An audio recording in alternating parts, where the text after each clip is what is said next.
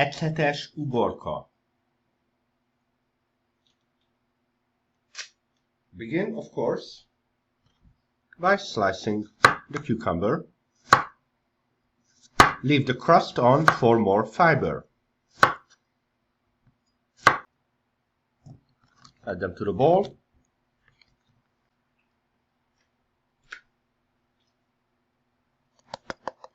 Sprinkle it with black pepper,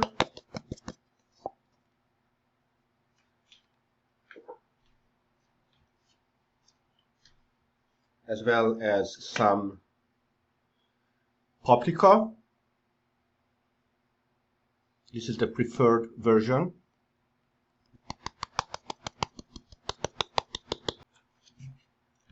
Pour vinegar on it.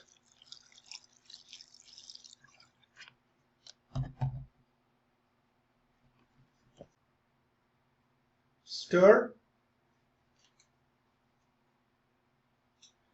Then cover.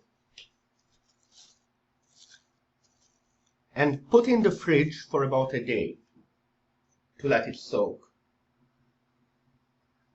This is best served to whet your appetite for many of the dishes I had already demonstrated on this channel.